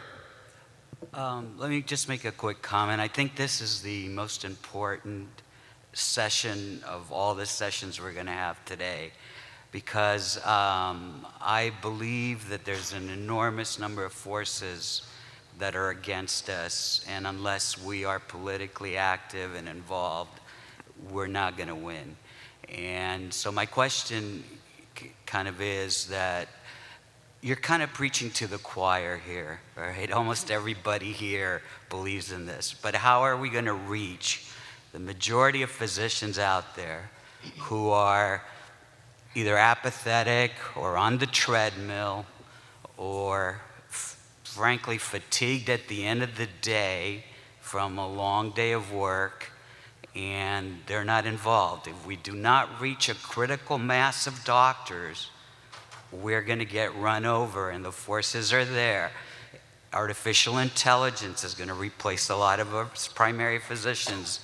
They're going to have extenders with an AI machine, you know, et cetera, et cetera. So how do we get this kind of conversation? Because trust me, I've been practicing a while. I've never heard anything like this at the TMA. I'm in Texas too. I've never heard anything like this at the ACP, okay? But, you know, again, we're the choir. So any suggestions? Who wants to take that? I think I'll try to take that. I think it's about the patients, actually. Build it, and they'll come. I'm in Atlanta. I'm around tons of colleagues who do the same thing that I do, but I'm different. We're all different. And patients are actually finding me because they want a different standard of health care. So all we have to do is be excellent, do what we do, love what we do. We will have patients, and when our colleagues see us getting busy, they're going to ask us, you know, what are you doing? You look pretty happy. You're going on vacation. You seem to really love what you're doing. What are you doing? And that's how you get them. You know, you're not going to be able to preach to people who are in the pit, but if they can see the light at the end of the tunnel and actually see a colleague who is feeling good about themselves, I think that feeds on itself. And it's really about the patients. Once they know that they don't have to settle, that they don't have to take what they're given. It's ridiculous, $11,000 on top of $38,000, that statistic is really frightening. They're finding us, they know that their pocketbook is coming into play. All we have to do is be there, be open. When you guys start opening your DPCs, you will be the light for the rest of the community, and they're gonna start looking, they may not talk to you, but trust me, your colleagues are looking at what you're doing, and they will start asking when you're not. And I think we're an interesting group as physicians. We like to keep our heads down, we don't like to stick them up, but when we see a trend, people start following it. You guys are the head of this, the movement, as I said before. It's gonna take up steam and start rolling, and it's gonna steamroll everything, but we just have to start the process. So I've been to a few meetings where I've spoken to doctors who are not direct primary care doctors about this very thing.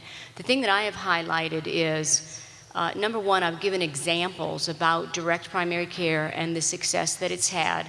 I've also spoken about certain lawsuits and things, the group of doctors who forced a no confidence vote in their CEOs. So you bring some success stories to these physicians. And the main thing that I tell them is, it may not be for you right now, but whatever you do, don't denigrate. Please support these doctors. Don't penalize them in any way for breaking out of the system, because you think it's not for you yet, but in a year or two, there may be another MACRA and MIPS dropped in your lap, and you may decide then that it is for you. So it's just to give examples and then to keep saying it could be for you. Just see how it rolls. I think we can be inspirational, this entire room, for our profession. And let me just say, there's over 1,000 DPC doctors now. I remember when there were 10. So, this is the beginning of something that is bigger than we can even imagine. And you're right now at the tip of the spear. You are really leading the way. And as things get more and more corporate and people are more and more disengaged, disenfranchised from the traditional medicine, this will become even much more of an option for doctors, and they'll find it. Kat? So I know you guys well, and you just really inspiring, listening to everything you guys do in your different niches. But actually, this question, it's not really a question, it's kind of something I want Kris to comment on. I know this room is full of innovators and people who kind of want to do things differently, but I also feel that a lot of people in this room like to kind of sit and watch. So I remember being with Kris in Austin, and her saying how one of the anesthesiologists said they cannot work with you because you take so much time off your practice to go to Austin or to go to DC. And I would like kind of to comment to this group how important it is to do those things. Because it's okay to kind of sit and watch, I get that, but at some point you kind of have to go all in. And Kris takes a ton of time out of her practice to do this. And her suing the state of Texas is actually very brave and a little crazy, but that's how we do it in Texas. But I want you guys to really listen. All of these 4 ladies, how much time it takes to do these things, and you have to stop sitting. You have to actually, like when AAPS and different organizations call for action, you have to act. Because if you don't, things will not change. And then also, if you don't mind, Elaina, if you can talk about how important it is to be autonomous, because that's the only way how we can gain back the healthcare and medicine. So please, Kris, give them kind of a view of your life and what you actually do, because I don't think people understand what kind of sacrifice this is from all of these 4 ladies, because they all have families and have to take time out. Well, it is sacrifice, and you do get a lot of pushback on the home front at many times. I have 4 daughters, and I've been through periods of time. I remember one vacation where every night I stayed up and did not sleep and read the Affordable Care Act. And so it's not easy. It takes a lot of time. You lose sleep, you lose money, you lose travel, but it's a calling. I think medical school wasn't easy. Residency and internship wasn't easy. And anything worth fighting for is not easy. So I think we just have to do it. But what does make it easy, Kat, is like when you come. And we just met another person from Texas who's connected with the TMA. We can grow our group, we can grow our network, we can work together. And that makes it easier, because if I can't be there, we were supposed to have that meeting, a meeting a couple weeks ago. I was on a plane, the plane didn't take off. But guess what? I had some other people there that were going. Nikki Johnson was going, and Kat, I think you went. So we have to have each other's backs. We have to be together as this movement grows. And it is a movement. It is innovative, and it doesn't take many to make it grow. And you know, I did lose my anesthesiologist. I had two my whole surgical career, and he just, you know, basically went with somebody who took a big Medicaid contract.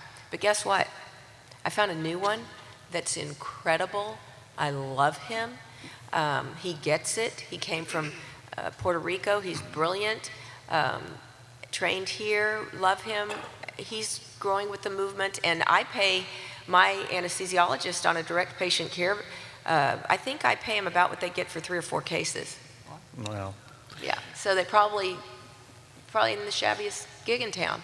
And, you know, he's willing to work maybe 2 to 3 days a month with me instead of 4, you know.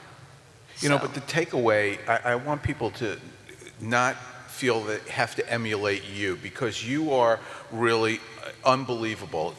People can do just one thing, and that will make a difference. And I want everybody to realize that Kris didn't start out doing everything she's doing right now. She started out doing one thing, and you know, every journey takes one giant step. Next question. Hi, I just got elected as the president-elect for our county medical society. So when Meg, you were and it was kind of the last person to step back is kind of how it was. But so Meg, that was really inspiring when I was listening to your presentation. I was just curious as to know what were some of the first things you took through the medical society and some of those delegates, the spots that you did, and how did you do that? For me, the first thing, it was MOC. And it was actually pretty easy because that's something that like 99% of doctors are going to agree with me on. And it was a great topic to work on. It was actually kind of, I'd never done anything in a medical society, never written a resolution, and there were doctors from all over the country who were helping me out, where they had passed resolutions through their House of Delegates, and I'm like, can you give me the language? And they gave me the language, and I tweaked it for my state. But it really was, again, physicians helping me out, because I didn't know any of this stuff. But MOC was the first thing I started with. It was pretty much a no-brainer, pretty easy to get through the medical society. And do you want to just tell the strategy that you used, which was right to work? Yeah, that was interesting. Michigan had just become a right to work state, and I had actually worked on that project as well. A UAW worker had needed, he was getting involved in making Michigan a right to work state. It was actually largely led by union workers who wanted the right to be able to choose a union or not. And I helped them out, and Michigan, against all odds, became a right-to-work state. And there was so many parallels between what was going on with that and with MOC. I mean, same story. I mean, you should have the right to choose what CME you're going to use to, you know, increase your education. You shouldn't have to buy the CME from one particular company. And so that was really, in Michigan, it kind of came out as a, you know, pretty similar to the right to work issue. It was pretty cool. Pretty cool. It's parallel. pretty cool. Rip? I just wanted to thank Meg as well, and it's kind of surprising when I met you a couple years ago that you've ended up advocating for medical societies. You know, which is, you know, you got it, you understand. I mean, it's going to be hard to emulate Kris. If you guys have it in you, do it. But what can you do? There's 700,000 physicians in America. There's only about 20–25% who even feel they have ownership in their practice anymore. And there's such a difference between practicing physicians and physician practice. In this room, you people all have a practice. You have people you relate to, people you have a covenant with. But so many of our doctors have moved into employment, and the physicians who move into employment rarely have the desire, ability, or understanding that they need to belong to anything because they belong to their employer. And that's who governs them, and that's who guides them. But the medical societies have been around for centuries. They are a mechanism that is ripe for people, for physicians who actually care. And I so much agree with you, Meg. We need to it wouldn't be like infiltrate. They just need our leadership. They need good physician leaders who understand the sanctity of the physician-patient relationship. So I so much agree with you. Be joiners of these medical societies, be leaders in them, become active in your state medical society, use them as your mechanism. They have the way to get into the legislators. It isn't the Kris Held mentality where you have to storm up there. You need somebody to kind of open the door for you, maybe, whatever you want. But Meg, you're so right, and I so appreciate that, because I also have been just kind of PO'd at the AMA and everything else. But you really can influence those organizations. So get in and fight, guys. Get in and fight. Thank you. Thanks, Rick. Kim? Hi, good morning, everybody. Thanks for coming. Thank you, ladies. I can say that I'm honored to have worked with most of them, and you couldn't have put together a better female panel up there. I'm actually listening to a call right now that's live from the White House. They're releasing the transparency rule today. Get your popcorn, this is going to be fun to watch. They literally are going to be releasing the rule to disclose on a public website negotiated rates for in-network providers and allowed amounts paid for out-of-network providers. This is one part of it. This is a huge transparency rule that's being released, and I can say, like, direct primary care, you know, we don't play a part in that, but we are transparency. So the government knows, insurers know that we have to be transparent with patients. What we're doing is providing a shoppable expense or for people to use their own healthcare dollars for. But one of the other things that these ladies represent that direct primary care is doing, there's so many other issues that we all overlap. We overlap with all the advocacy efforts. And I've said this all along. Maintenance of certification, there's a lot of direct primary care doctors who are leaving their their usual board certifying agencies and going to MBOMS, where you don't have to do mock. As far as HIPAA, and I'll be talking about HIPAA tomorrow, there's a huge part in HIPAA that we don't really push too hard, and it's the right to restrict the release of private health information if you're paying cash. Patients have the right to do that. As far as MIPS and MACRA, well, that's a no-brainer. We don't do that as direct primary care. CON law. Through our transparency and our driving down costs, and that data is going to start coming out soon, they're going to see that physician-run organizations and physician-run offices, small practices, the Surgery Center of Oklahoma, what Kris does in the OR, what Elaina does in the OR and in her office as specialist, and Ellen, and even Meg as a pediatrician. You know, when they're physician-run, we can lower prices on our own. So CON law will probably start taking care of itself pretty soon. Doesn't mean we have to stop fighting, though. So as far as the value-based stuff, it's interesting to me that CMS rolled out another value-based option, or trying to call it direct primary care when it's the farthest thing from that. JAMA just released an article on October 9th. I tweeted about it. They're saying that there's a huge value-based disappointment. It's time for a fresh approach, but you know, they're still trying to call it value-based. Well, what we do is value-based based on the patient and what they want to pay, what they're willing to pay. If I charge too much and they don't find me valuable, they're going to go find another DPC doctor. So do you see, all of this overlaps, and all of our advocacy efforts, when you put it all together and you stir it together and you make a good, you know, pie out of the whole thing, we're all helping each other. So as you get involved, just know that what you do isn't just about direct primary care. It is, but it isn't. It all overlaps, and that's why we all have to have each other's backs, and I appreciate these ladies being here today. Thank you. Okay, thanks. We're over right now. I'm sorry, Rory. So.